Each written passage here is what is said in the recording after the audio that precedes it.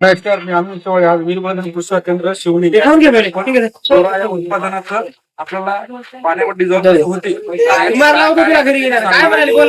हे बघा KPL company कष्टी कंपनीचे सॅम्पल आहे बघा. तर आपण त्याचा प्रयोग करायला लागलो. आणि किती ग्राम किती ग्राम आहे? 2-3 ग्राम. 3 ग्राम हे आता बरेच जणांना ह्युमिक ऍसिड पांढऱ्या मुळ्या वाढण्यासाठी त्याला ह्युमिक ऍसिडचा डिमांड करतात लोक, बरेच शेतकरी. तर त्याला कसं आहे, चांगली क्वालिटी भेटत नाही बाजारामध्ये. तुम्हाला बऱ्याच कंपनी आली आहे तर तुम्हाला ओरिजिनल तुम्हाला मिळत नाही. तर तुम्ही बघू शकता.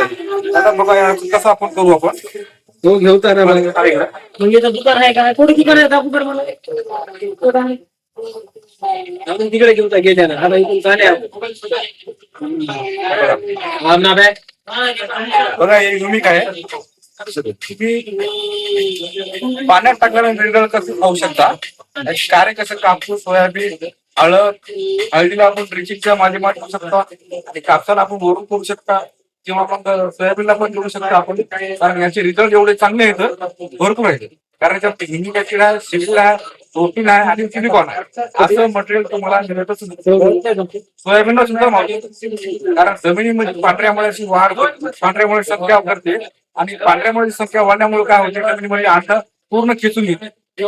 कारण मुळी तर तुमच्या तंदुरुस्त नसतील, तुमचं झाड तुमचं नाजूक आहे, कमजोर असते. त्याच्यामुळं मुळ्या वाढला हे तर 250 ग्राम 10